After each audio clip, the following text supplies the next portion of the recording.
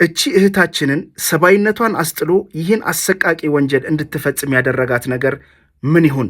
ያውም ከረጅም ጊዜ የስደት ቆይታዋ በኋላ ወደ እናት ሀገሯ የምትመለስባት ቀን ቅርብ በሆነች ሰዓት። ፋጡማ መሐመድ አስፋው ትባላለች። ቢሻ የምትባል አንድ የሳውዲ አረቢያ ትንሽ ከተማ ውስጥ ከአንድ ቤተሰብ ዘንድ ከ2 ዓመት ተኩል በላይ ታገለግላለች።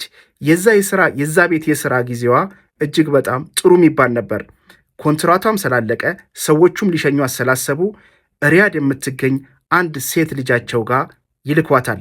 እዛም የቀራትን 10 ቀን እሷ ጋር አሳልፋ የምትገዛዛውን ገዛዝታ ሂሳቧን ወስዳ ወደ አገሯ እንድትመለስ ሄደችበት ቤት ነዋልና አሊ የሚባሉ አሊ 14 ዓመቱ ነው፣ ነዋል 9 ዓመቷ ነው።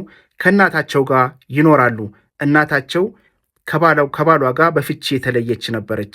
እሷም አንድ ትልቅ ሆስፒታል ውስጥ በነርስነት ሙያ የምታገለግል ሰው ነች።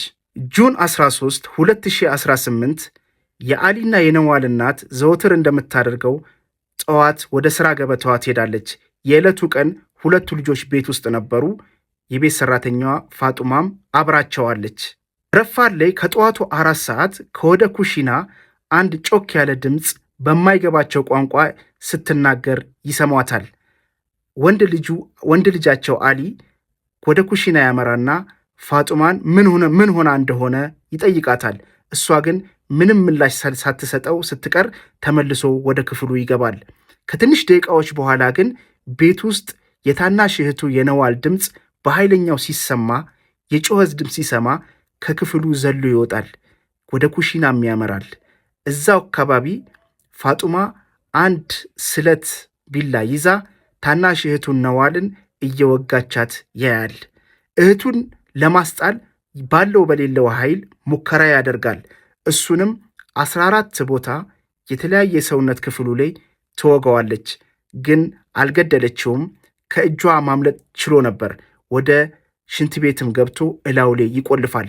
በአስቸኳይ እናቱ ጋር ይደውልና የቤት ሰራተኛችን ፋጡማ ከባድ ወንጀል እየፈጸመችብን ነው፣ እኔም ተወግቼ እላይ ላይ ሽንት ቤት ቆልፌ ነው ያለሁት፣ ድረሽልን ካለ በኋላ ራሱን ስቶ ይወድቃል።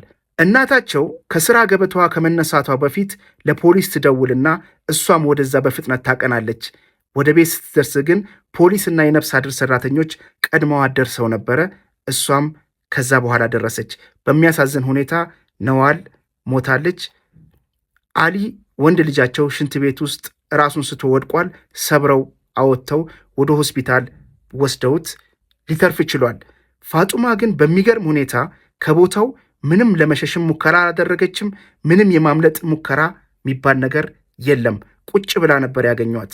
ይህን ለምን እንዳደረገች ሲጠይቋት ምላሿ ግን ዝምታ ነው። የበደሉሽ ነገር አለ፣ ያደረጉሽ ነገር አለ ስትባል አይ እንደውም በተቃራኒው ይሄ ቤተሰብ ደሞዜንም አቆይተውብኝ አያውቁም፣ የምፈልገውን ነገር ሁሉ በሰዓቱ ነበር የሚያደርጉልኝ ነበር ያለችው። እንግዲህ ይሄንን ዜና እኔ ያገኘሁት ከሳውዲ ጋዜጦችና የተለያየ ሚዲያዎች ነው። ሁሉንም ምን ያህል እውነት ነው፣ ምን ያህል ሐሰት ነው፣ ፋጡማ ምን ደርሶባት ይሁን፣ እውነት ግፍ ደርሶባት ይሁን ይሄን ያደረገችው የሚታወቅ ነገር የለም።